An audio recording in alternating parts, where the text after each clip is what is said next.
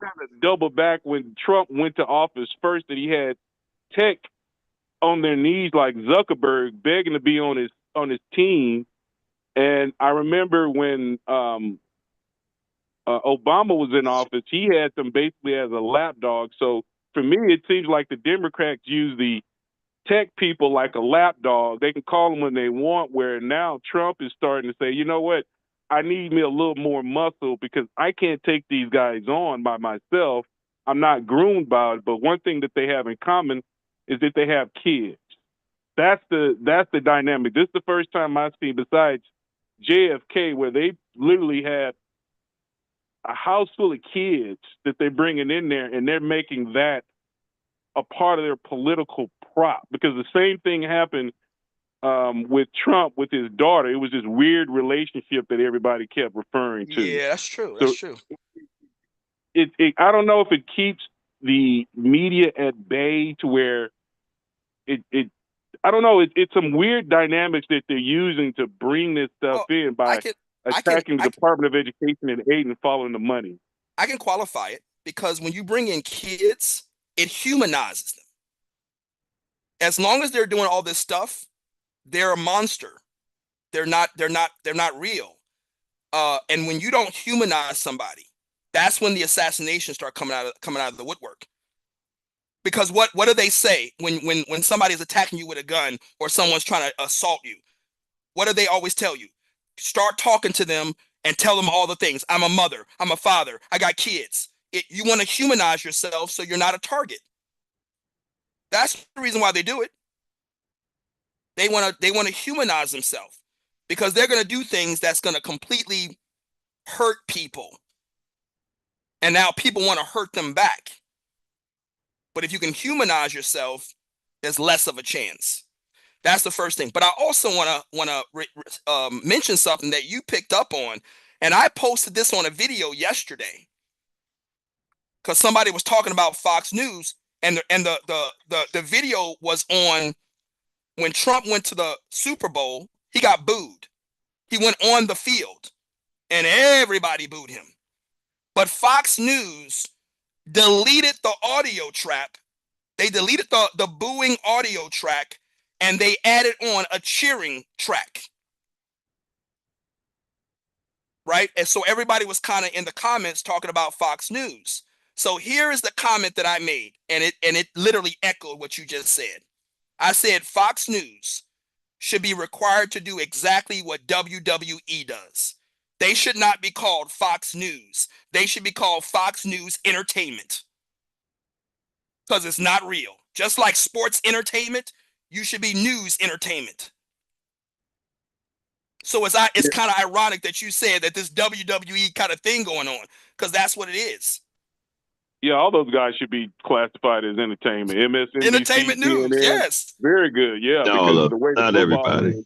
Yeah. Well, we Well, we yeah. we we know the ones that aren't, but there's far in between, and that's why I like the Onion Network because they're like a parody of all of these news networks. And then here's the other funny part about the Onion Network. If you guys know what this is, when Onion Network posts like some of their skits gets out and goes viral, do you know most of those people that watch those curated news networks, that news entertainment, most of them believe that the Onion skit is real, which makes it even more funny. Does anybody know the Onion Network? Yeah, I forgot about them. I Yeah, used to But watch. They used to be on a they're still lot. they still exist. They still do skits. They don't do as many as they used to. Or either they're not going viral enough, but that's what I've seen. Those Onion skits, and you might even be watching an Onion skit and not even realize it. Like I said, when it goes viral, sometimes they don't have the logo on it because it's been kind of duplicated so much. But a lot of these Onion skits will get out, and people think that it's the real news, even though it's so far fetched that it's ridiculous.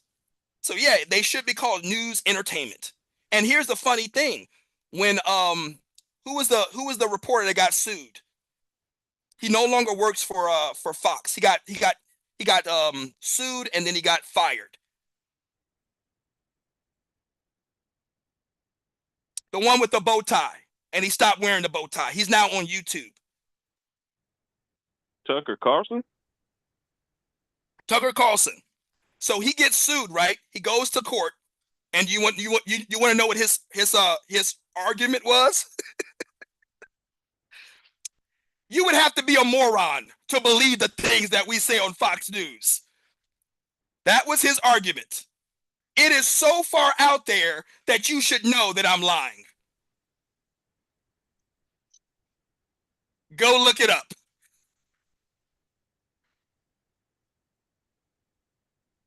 You would have to be a complete idiot to believe some of the stuff that we say on Fox News. It's so far-fetched. What do you mean? There are still some journalists out there, but none of them are on Fox. Not one. Well, yeah, well, like I said, there's one. Well, after, and this, like I said, I don't want to get into the politics, but I do want to mention one more thing. The after the insurrection, a lot of those people that were doing that kind of news, because they're just worried about ratings. So all of them are just kind of holding on to Trump's coattail because he was news for 4 years when he was president. But when he did the insurrection, they were backed into a corner. And I'll tell you, the number one question that they were backed into a corner was, did Trump commit treason? Is Trump still president? Right? These were all the claims that they were making. So they had to make a decision, because if they had kept on, then they also would have been accused of treason and being on the side of the J6ers, or whatever you want to call them. So they had to backtrack, they had to flip, and they had to distance themselves from Trump, because they were put into a situation, and keep in mind, if they had answered wrong, they would have got sued as well. They had to answer correctly, because they were, and the reason, and here's the thing, kind of going full circle on the lawsuit. The reason why they were sued is because they said that the election was rigged, and the election box company is the one that sued them. Does everybody remember this? They doubled down and said the election was rigged, and then the company that was behind the boxes for the election, they sued Fox for making those statements. Pretty large award too. So that's what I mean. They didn't want to get sued anymore, so they had to make a decision. Trump is no longer in office. We can now kind of throw him under the bus. But notice what happened after Trump left office and after the lawsuit and everything. The majority of those reporters, or whatever you want to call them, they got fired from Fox. Fox threw their reporters under the bus. They cleaned house. All of those people that were doing all of those reports, all that fake and all those lies and all that manipulation, almost every single one of them got fired from Fox, including Tucker Carlson. Fox cleaned house because it was exposed all of the things that they had said for the 4 years. And they thought they were safe. Fox just fired them and brought in a whole new set. All right. I do want to get to, there's one more thing I want to discuss. Trying to remember what it was, because I do want to get to the challenge. But there was one more thing. Let me go through my tips. Oh, what was it? Wasn't this? There's one more thing that I wanted to mention. We did the Elon Musk. Come on, Aaron. Trump is now targeting India. As of yesterday or this morning, India is now getting targeted with the tariffs. I don't really know what Trump is doing, but he's targeting everybody with the tariffs. So that's the next thing on the list. He's now targeting India. I don't know the details yet. I just heard that this morning, but I did want to throw that out as another domino as we kind of start building this. What was the other thing?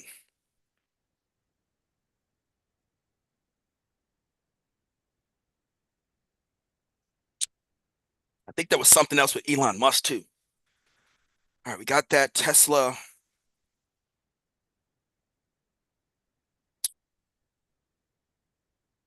I know there was something else, but hopefully I'll remember, or if I don't remember, I'm gonna put it in the I'll put it in the student room.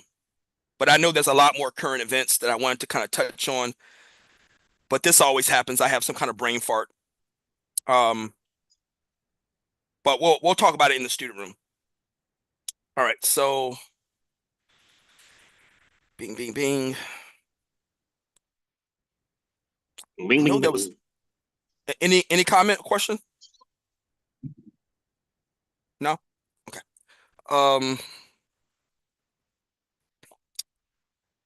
Oh, it's gonna bother me. Because it's all fresh in my mind when I come on, and then we start talking and going off on tangents and I lose track. There was something else important. It has something to do with something else, another decision that Trump made. Oh. With Ron Paul checking the feds, auditing the feds. Timeline that every president that targeted the US dollar, and we're talking about since the beginning, right? Way before we got our current central bank system, because we had two other central banks. The current one that we have now is the third one. But I showed you guys the timetable that every single president that has tried to modify the US dollar, whether they take it off of the gold, whether they put it back on the gold, whether they create a fiat currency or a central bank, whatever it is, on the gold reserve, off the gold reserve, on the silver reserve, all of these different things that these presidents have done to modify the US dollar. And every single one of them, I think a total of 7, have had an assassination attempt on their life. Out of the 7, 5 of them were successful. And like I said, I've gone through this timeline to show you the ones that were assassinated and the ones that survived. I'll talk about the 3 most current ones. Lincoln with his greenbacks. He created the greenback, the first paper currency. It was he tried to go to the banks to get some kind of backing. They wouldn't let him, so he basically just created his own.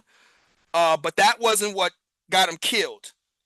About 5 years later, after not even 5 years, I think about 2 years after, he tried to do some kind of a law to put it back on the gold reserve. That's when he got assassinated. When he tried to put that fiat currency on the gold reserve, that's when he got assassinated. Kennedy, I showed you the dollar that I have. That's Kennedy tried to put the dollar on the silver reserve. All of the gold and the silver reserves were removed back in the 40s. Kennedy came in with Executive Order 1111 and tried to put the dollar back on the silver reserve. We just found out that Lyndon B. Johnson is the person that was responsible for his assassination. And I told you last month, the very first thing that Lyndon B. Johnson did when he became president was he revoked that Executive Order 11111. The third one was Reagan. Reagan also tried to put the dollar back on some kind of a reserve. And that was the last assassination attempt dealing with the US dollar. Now, they tell me that there was an assassination attempt on Clinton. Somebody put a bomb underneath a bridge that didn't go off. Somebody told me that there was an assassination attempt on Obama. I don't know the details of it, so I can't speculate. But from my timeline, every single president assassination or assassination attempt has been connected to the US dollar in some way. The reason why I bring that up is because right now, Elon Musk is trying to get Paul, I don't know these politicians' names. Ron Paul. Ron Paul, thank you.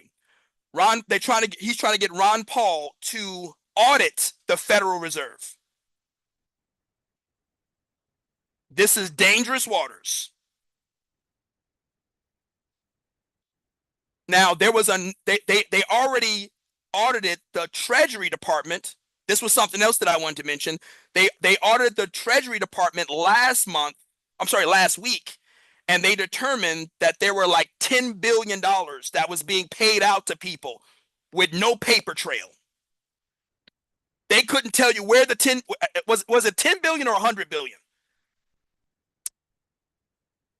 I know it was in the billions. But they found billions of dollars being paid out with no paper trail of where it's going, which to me doesn't make sense. You should be able to, with all of the government technology, you should be able to check a transaction, especially in a government agency. And then they also found out that there were another set of payments being made, has something to do with the IRS, but there was another set of payments being made to another group, and once again, they could not track where the payments were going. So that was the Treasury Department, where they already found out that there's billions of dollars being paid to people. Now, I speculate that, as I said, that the Federal Reserve is a private bank with a board of directors. So my first thought when I heard that was those payments are probably being made to those people. But that's speculation. I don't know. But if they're paying out billions of dollars and there's no paper trail, so now they're talking about following that paper trail. And like I said, if they follow it to the Fed, some people are not going to wake up in the morning. And this also leads back into what I said yesterday about what's probably going to happen to Elon Musk.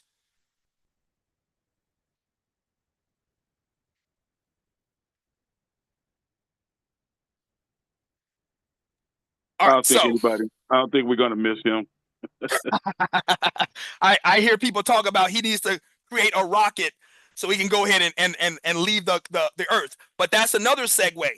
I want to thank whoever posted that article that they have a new rocket propulsion system where we can actually travel to Mars in under 2 months.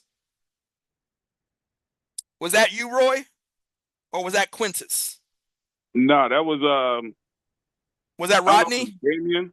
I think it was. I don't know. It was one of the guys. I think it's probably Rodney or Damien. But yeah, it was an incredible article. Incredible article, man. And like I said, when you get that kind of stuff that comes out, what do you think people like? Because keep in mind, you got 3 main characters in the space program, and a lot of people discount Bronson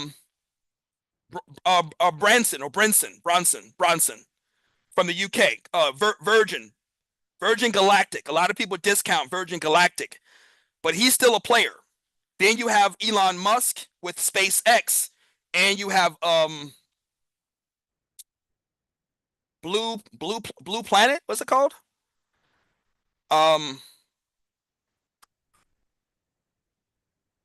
What's crap? I always forget this one. Blue. Help me out, guys. I'll look it up. It wasn't me that posted the article, or it wasn't. Yeah, but I'll look it up. Amazon's CEO. Look it up for me. Say again? Bezos? Yeah, Bezos has a space program that might even be older than SpaceX. They have been battling in that industry for over 2 decades between SpaceX and even all the government contracts. But it's called Blue something. But my point is that when people see that kind of technology come out, they're immediately trying to implement it. And then once again, the competition is now in place. We bring it back home and how we analyze. And now we got competition. They're going to take that propulsion system and they're gonna wreck it. We're going to be able to travel to Mars within a week. Go ahead. It's Blue Origin. Blue Origin. Thank you. I always want to say Blue Planet. Blue Origin. So Blue Origin and SpaceX are the 2 main ones. But like I said, I don't discount either the Virgin Galactic because he's over in the UK. So we don't, he's not a direct connection between, here in the US. And then you also have to factor in any other space programs in like China or any other place. But like I said, that propulsion system is going to come into the space industry, and they're going to go to work on it. And here's the other part. You got to think about multiple applications, because the first thing that popped into my head is, let's put it on a car. Let's put it on an airplane. Let's put it on a train. Let's put it on a boat. Because you're going to speed up the supply chain. If you have a propulsion system that is that fast, let's put it on every supply chain vehicle. You guys see this? Let's, now they're gonna militarize it. They're gonna put it on their military vehicles. I'm not even going that far. But the very first thing that popped into my head is that they're gonna fine tune that technology and they're gonna put it in the supply chain. Here's how my brain works. Let's bring it home to the economy and to the supply chain. I can care less if we go to Mars. Go ahead. Where it has it, China was trying to build, I think, a electric railway out there with South America and Panama or somewhere around those parts, to increase supply chain as well. So, yeah, that makes sense. That's the first thing that popped into my head. I can care less about space, because even though we got propulsion, we still can't breathe.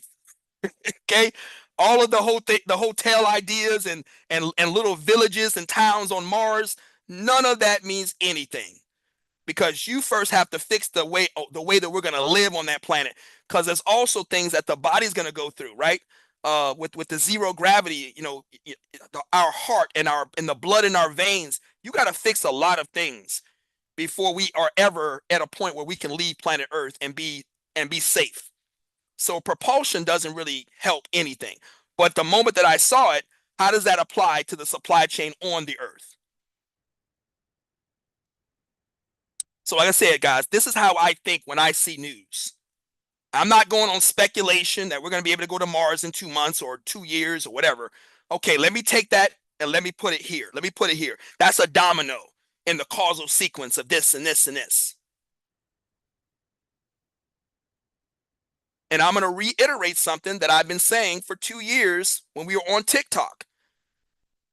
You got to be able to translate what the market is saying. And this is how I translate. Let me take that. What does that mean? Bing, bing, bing, bing, bing. And this kind of comes full circle when I'm, because we have to talk about it, because there's so many things that Trump is doing. There's so many things that Elon Musk is doing. I cannot ignore it. If I'm going to ignore it, I should stop trading right now.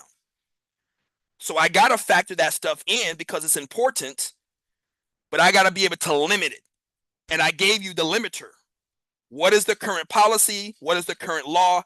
How is it going to affect the supply chain? I'm going to keep reiterating that to put the guardrails on, because you can go off on a tangent real quick with it, with all the, and that's what I said either yesterday or the day before.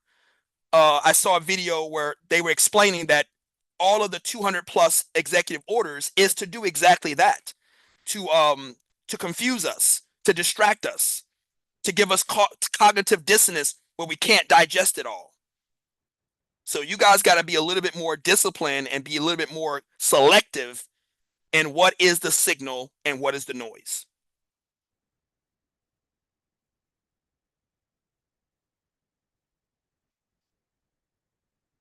All right, I think that's the last current event. I want to, I got the last couple of events in. So with that said, do we have any final questions or comments? Any questions on the CPI? I'm not going to analyze the PPI, guys, because it should be the same. So let me go ahead and kind of give that one right now as we go into the challenge. It's up to you. Like I was right about the market dropping. When I tuned in and saw that market go straight up, I already knew it was going to drop. And that's exactly what it did. But anything past that, you know, I really couldn't speculate, but I knew it was going to bottom out, and boy, did it bottom out, and it just never recovered. It didn't recover to about 11:20, 11:30. And then it kind of consolidated. That's the last thing. Let me pull this up. That's the last thing that I wanted to show you before we go into the challenge. So I have been talking about what is the real value. This is another one of those being able to translate. And you guys are going to be able to do this when you do your one-on-ones with me. I'm going to show you how to translate price action, right? What do I always say in TikTok? Oh, we don't look at the charts. We don't look at the charts like everybody else. But I'm going to show you how to do it in a unique way when you start doing your one-on-ones. I'm going to show you how to translate. This is a language, guys. The stock market price action is a language. And I'm going to show you how to translate it in the one-on-ones. But let me give you a little sneak peek. Because when you look at the price action, She said they did talk about shoes. Give me a second. Give me a second, guys. She told him she didn't know where to buy it. All right. So I mentioned earlier this week that when you are looking at the price action, you want to find the peak. Where does the market always go up to and kind of stall out? Right? You want to find the exhaustion. Where is the top of the market? Right? And we've determined that it's somewhere around 45,200. And I can go back and find it. Let me go back and find the 45,200. I'm going to go on a 1 month. Here's the 45,200. Do you guys see this? Do I need to share it? I'm not sharing. Okay, give me a second. Let me share it. All right, so let's go back. Let me show you this. We can go back. This once again, I always show the Dow Jones futures. So we can go back. I clicked on the 1 month tab so we can kind of go out a little bit. But if you look at this right here, this top peak right here, that is 45,200. Now, typically, the markets kind of bounce off like 45,150. This is the peak. Like the one time that it kind of went over a little bit over 200. So this is the peak of the current market on the MYM. All right, you got to do the same thing on whatever market you're looking at. So if you're looking at the S&P, if you're looking at the NASDAQ, if you're looking at NVIDIA or any of those, go in there and find recently, probably maybe the quarter, maybe even for the year, find the peak. Now, when I say the peak, the market should be bouncing off of it continuously. So if you try to find the 52-week, that's not going to be it. You got to find out where that market is bouncing off of currently. And that's going to be the top. And then now you want to figure out where is the market, where does the market settle? And I'm going to show it to you. First, I'm showing you right now that the market has been bouncing off of the 45,200 or the 45,150. And as I explained earlier this week, the markets will drop. When it gets up to that, when it gets over the 45,100, I already know what it's going to do because I can translate it. When I see that market approaching that 4,500, I'm sorry, that 45,000, that 45,100, I'm now out of the markets because I know we're in the butcher shop. And I'm going to wait until the markets drop out of the butcher shop. And guess what's going to happen? It doesn't matter where it drops. I know it's going to drop. So let me show you current price action over this week. So sure enough, the market went up. I think this is like 44.7, 44.8. Give me a second. Right here. This big drop right here. This was 44.8. Remember I said it gets up to that 4,500? This is about 45.8. And even that is not it because we can go back up here. Yeah, this is 44.8 up here. This right here is 40. Yeah, this is still 44.7. But it peaked at about 44.8. And when I saw it go up this much, you see that incline? When that market went up to 44.8, I'm out. And I'm now waiting for it to drop out of the butcher shop. And then once it drops out of the butcher shop, it doesn't matter how far it drops. Because I'm still not going to get in. Because you know what I'm looking for? I'm looking for where it's going to settle. Let me show you the settle. Do you see how this market is staying around 44,500? This is where the market always settles, guys. I don't care how far down it goes. I'm giving you guys a crash course in what I'm going to teach you in the one-on-ones. I'm looking for where the market is going to settle.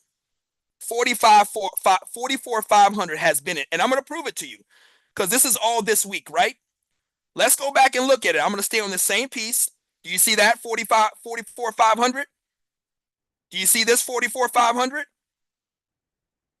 It's always going to come back. Look at this 44,500. Do we see it? It always settles at 44,500. And this is what I talk about, finding the rhythm and range. Now, let me show you how this is going to benefit you. Because even when the markets, and that's what happened, and it might not even happen during the current session. It may happen overnight. Because there was a period where the market bottomed out and it went, or I think even with the CPI yesterday, it bottomed out under 4,400. 44,100 it went down to. So let me show you the benefit of being able to translate.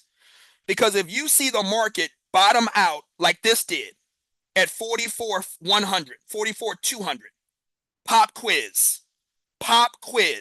If you know that the markets go all the way down to 4,400, 43.8, 43.7, where do you know that market is going to settle back at?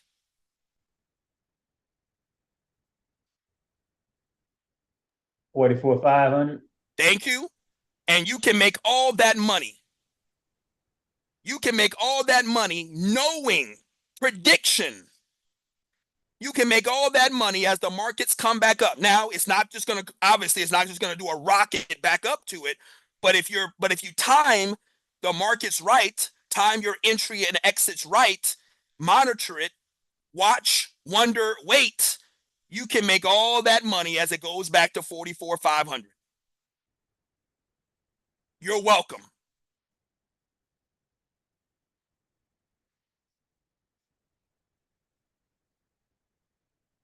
I promise you, I'm going to make you a lot of money. We're not on TikTok anymore. I just got to teach you how to enter and exit. Because I'm showing you the overall rhythm and range. But now you got to find the rhythm and range of the individual trades. Or the individual time frame, time horizon. But you see it. It settles in that 44,500. And now when I teach you about the kill box, you are going to make crap loads of money. But for now, let me qualify. For now, because this is secondary, your primary is learning how to trade the economic events in the course. That's your primary. Learn how to trade the economic events in the course because that's your steady income. And then you're going to take a portion of your steady income and then you're going to trade the markets like this. This should not be your default. Your default is to trade those economic events when you have steady money coming in every week. The CPI, the PPI, the CCI, the interest rates, the oil, the interest rates. Trade that, make your weekly money, take a portion of that, and try to triple that money. Does this make sense? Absolutely. Yes, sir. All right, guys, let's leave it there. Let's go ahead and do the challenge. Let me close out some of this. Because like I said, there's no point of doing the PPI. We'll revisit when the consumer confidence comes up. There may be something that changed. we may be able to identify why the markets did not recover from the CPI, because I promise you, somebody's going to mention it. So we just got to be patient, wait, and somebody's going to mention why the CPI did not bounce back, or why the markets didn't bounce back after the CPI. So once we wait and find out that information, we can kind of refocus on the consumer confidence that's probably going to come out next week. All right. Okay. Any question? Go ahead. Yeah. The NAS and the S&P did bounce back. Oh, I didn't even check. Yes. And this is why this is why I say that I'm not trading right now. I'm so focused on this challenge. The only market that I look that I keep up to kind of use as a heartbeat is the Dow Jones. So thank you for that, Lisa. So you're saying that the S&P and the NASDAQ actually did bounce back. Yep, it did exactly what you said. It Perfect. Thank you for that. Like I said, I'm wrong sometimes. But I will say this as well, that I have noticed that the Dow Jones has not been really responding to my analysis. I found out that lately the S&P has been kind of doing what I'm, expecting the markets to do. I don't know why the Dow Jones is out of whack, but the Dow Jones has been out of whack for the last 3-4 months. But I have noticed that as well, that whatever I'm describing, it may not happen in the Dow Jones, but it does happen in the S&P. Now, I don't really count on the NASDAQ because wicked stepchild. But thank you for that. So here's what I'm going to do now that you're telling me that. I'm going to go ahead and put up both. You guys know how I show you to do a comparison? I'm going to go ahead and pull that up now. I'm going to put the Dow and the S&P up on the chart. That way I can see how each one is reacting, because the Dow Jones has not been cooperating.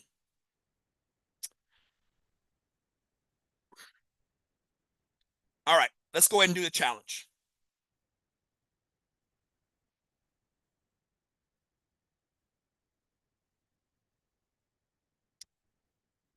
Bing, bing, bing.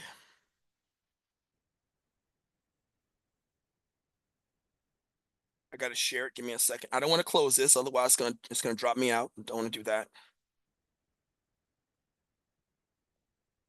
All right.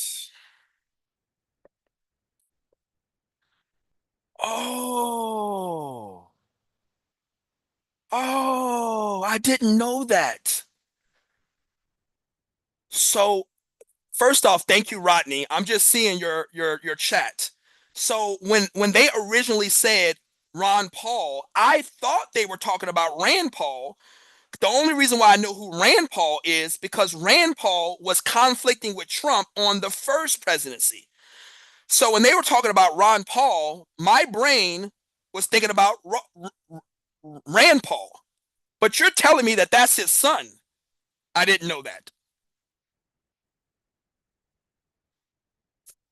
Even when I pulled up the picture, I was like, oh, that's not the guy I was thinking of.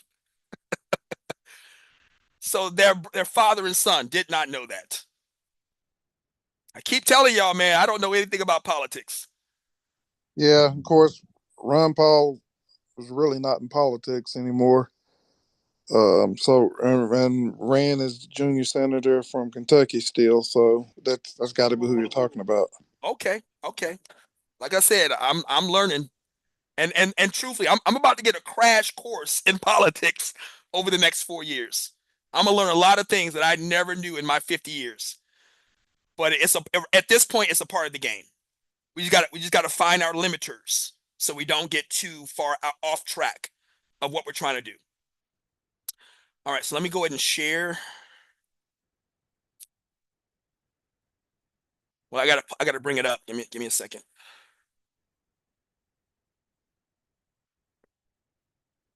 We're on day 11. There we go. And as I said, guys, I will be posting the worksheets and the workbook I've already given you. I'm gonna connect the workbook on what pages, but I'm also gonna give you 2 more additional worksheets that are not a part of the workbook. So sometime today, you're gonna see me link up the pages that you're gonna go to in the workbook that I gave you yesterday or day before. But I'm also going to be posting 2 more worksheets that's going to give you more ways on tracking your expenses, tracking your income, and creating a budget. And then you can connect those worksheets to the larger workbook. All right, I will be posting that sometime in the masterclass today. All right. Can you guys see the challenge? Did I share it properly?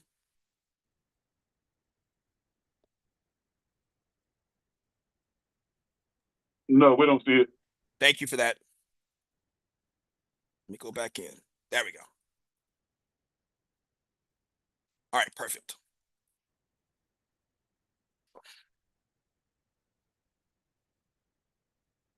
We have arrived at day 11. And we're still on the same assignment. We're probably going to be doing this for about 4 or 5 days, guys. And what is our primary goal over the course of these, 4 or 5 days? We're trying to make sure that we can raise enough capital to be able to trade properly. When we started this journey on Monday, we talked about being able to have enough money to survive your losses. And think about this. What is this whole challenge based on? It's catered and focused on amateurs, novices, beginners.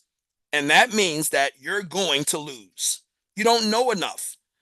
So those of you that in the past that have attempted to trade with $10 on Robinhood, $100 on Webull, or you're doing profit sharing, or even maybe you're trying to trade real markets and you're trading 300, 500. It's not enough money.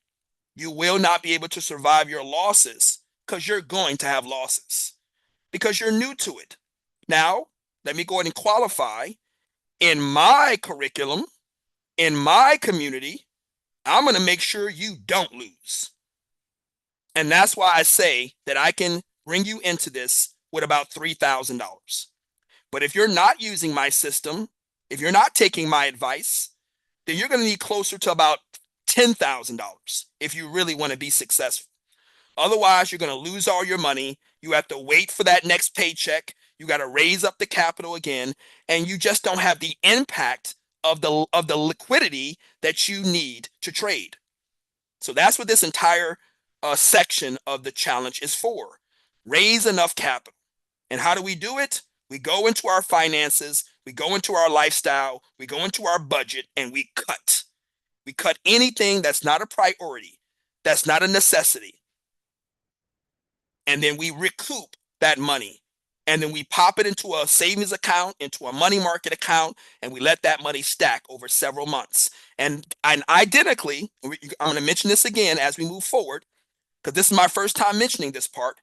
While you are stacking your money, during that same duration, you are also training, educating, learning, practicing. And that's what the second set of the 30 days is for. But we got to set up the money right now. We got to set up everything automated to save that money. And then when we do get into the second set of the second period of the 90-day masterclass, we're going to be simulating. And while we're simulating in that second 30 days, we know that simultaneously our money is being saved in our accounts. So now when we get to the third 30 days or even beyond the 90 days, you now have the education and experience of simulation as well as all the money you saved. And now you are ready with your mind and your money and your method to get into the real markets. Let me say that last part again. At the end of this 90 days, you will have the mind, the money, and the method to get into the real markets. So let's continue with day 11. We're going to quote Bernard Baruch. He is a billionaire financier. He is so skilled at what he does that he has been a presidential advisor. And here is the advice that he gives. Now, for those of you that are new to this, we quote the billionaire traders. We quote the best of the best because they're going to give us the correct way to do things. And they've already proven that the advice that they are giving is successful because that's how they became a billionaire. So Bernard Baruch says this: always keep a good part of your capital in a cash reserve. Never invest all of your funds. And that's what we're doing. We are creating that cash reserve. We're pulling money from our paycheck. We're pulling money from our lifestyle. We're simplifying our budget. And we're stacking up all that extra money, putting it in a savings money market in our broker account, and we're letting it stack, our cash reserve. And what did I say? You're going to be doing this continuously. This is not just a startup strategy. You will continuously be having that influx of money coming from your lifestyle. And you're going to keep it in a cash reserve. So if you ever do have a bad losing streak, you can go into your reserves and pull out more money as you need. So that is how we're going to follow the advice of Bernard Baruch. Have that cash reserve. Never invest all of your funds. Because isn't that what most of you have been doing up to this point? Trading $10, $100, $300. You put everything you got in, you lose it, and now you have to wait for the next re-up. We're not going to do that. We're going to trade like a professional. So the daily assignment, we're going to connect today with yesterday and the day before, and even tomorrow. It's all the same plan, all the same focus. Today's daily assignment is to create a financial action plan. And we're going to take another quote from Benjamin Graham. Benjamin Graham is the father of value investing. He is a mentor of Warren Buffett. There would be no Warren Buffett without Benjamin Graham. So here's the advice that he gives. He says the best way to measure your investing success is to have a financial plan and a behavioral discipline that are likely to get you where you want to go. Let's go ahead and say it again so we can lock it in. The best way to measure your investing success is to have a financial plan and behavioral discipline that are likely to get you where you need to go. We need a financial plan. Right now, we're setting it up at the very beginning. And what did I say? This is continuous. We're going to keep this same financial plan ongoing for the rest of our trading career. We're going to modify our financial plan as we need. So that's our daily assignment. Let's show you how to do it. Step one. You're going to start with what accountants and bookkeepers and financial planners, they use something called the SMART plan or SMART goals. SMART is an acronym. And here's what it stands for. You want to create financial goals, and you want them to be specific. You want them to be measurable. You want them to be achievable.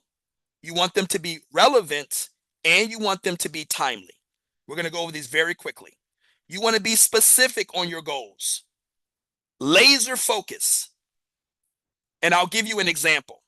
A lot of people say they want to be rich from the stock market. I want to be rich. I want to be a millionaire and a billionaire. You want to know the first thing I ask that person? Because they're not specific enough. I ask them, why?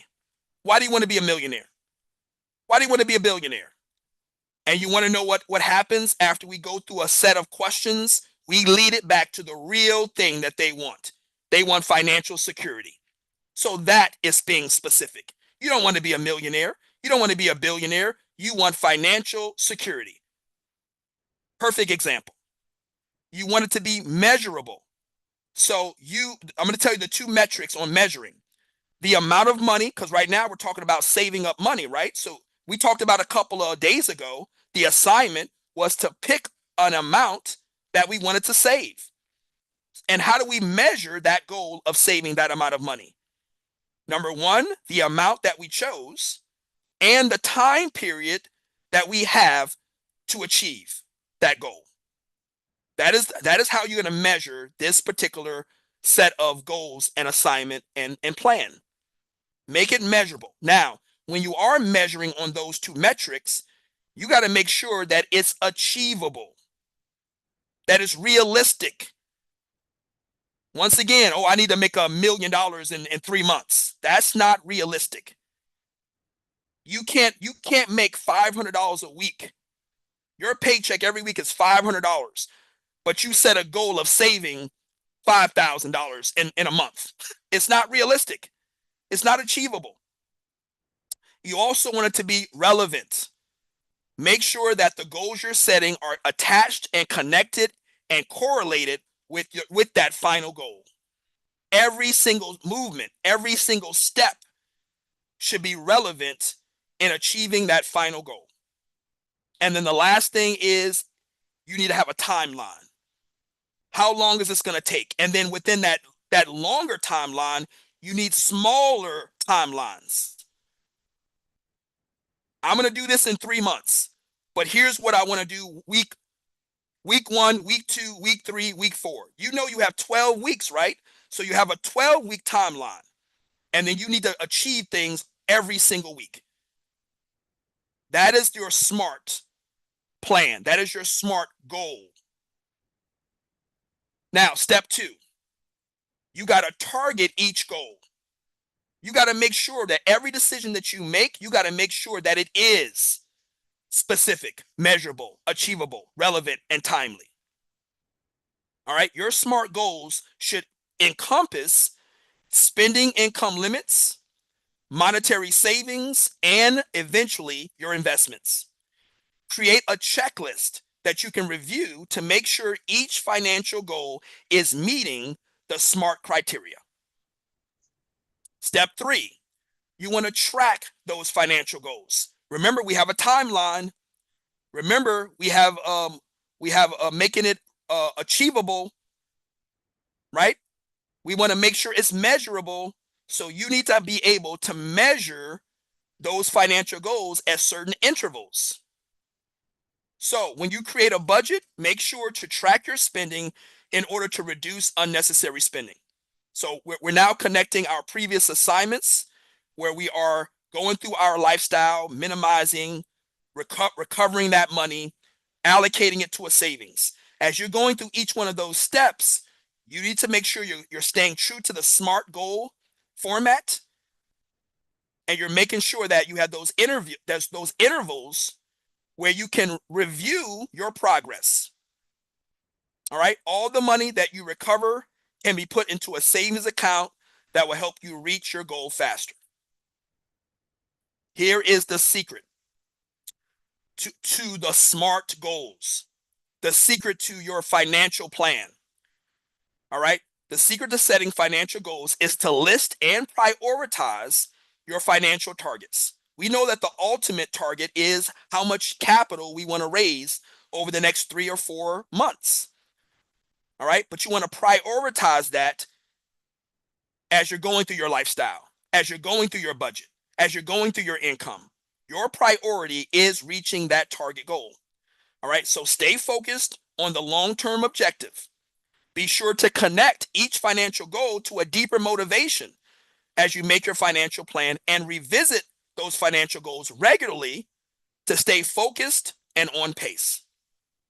So I want you guys to go through this very, very detailed, follow all the advice that we're giving. Make sure you're connecting it to the previous assignments from the previous days, and you will be able to go through this step by step and reach not just your goals of raising the capital, but you're going to keep this same format when you go into your trading, when you make your profits, because you're also going to have to organize your profits so you don't lose it, so you can reallocate it into other investments.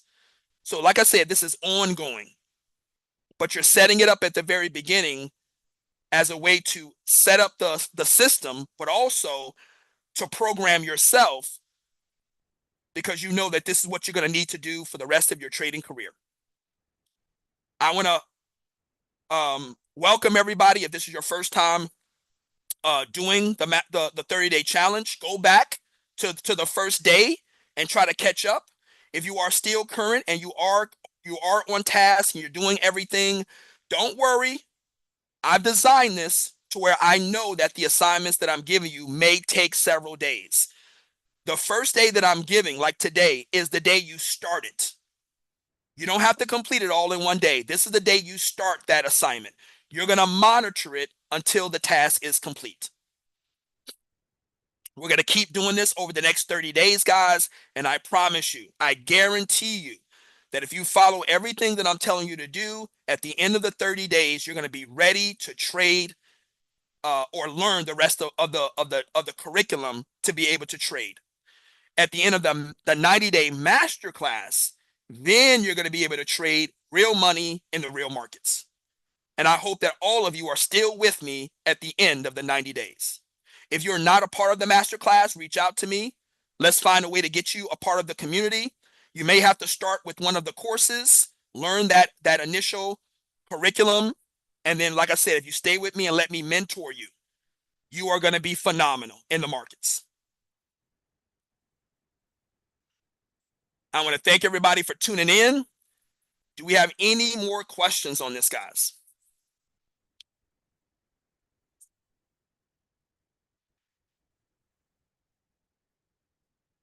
There was one more announcement. I know that we're going through the 30-day challenge right now. You guys are so used to me kind of, going through the stuff, going through the curriculum. So just be patient for now, guys. We're going to start implementing, because what I want to do is, those of you that have the course, we have all of these acronyms. We have all of these processes. Just be patient with me. Let's get through the 30-day challenge, and that's when we're going to start going over some of the things in the course material. But here is the advice that I give you. I know you're going through all of these different assignments, but you should also be looking over the course material. When you are simulating, right? When you are reviewing the course, get familiar with what you want to work on. Build yourself a trading plan. What acronyms do you want to use? Remember, we're choosing the market, right? We're going to choose the market that we want to trade. We want to find our circle of competence. I haven't introduced that yet, right? We introduced the circle of competence first. But believe me, when we start getting into the following days and weeks, we're going to get to a point where you're going to choose the market and assets that you want to trade. And then once we connect that dot, now you're going to be able to go inside the course and choose the processes that you're going to be using for that circle of competence, for that market, for that asset. So I'm giving you a heads up now. Go through the course material and choose the market or the asset that you want to trade based on your circle of competence, and then choose the processes that you're going to use. I gave you 35 of them. Go through there and choose the ones that are appropriate for what you're trying to build for your trading style. I love this new format. I love this new curriculum, because everybody's going to be able to create their style of trading. Any final questions, guys?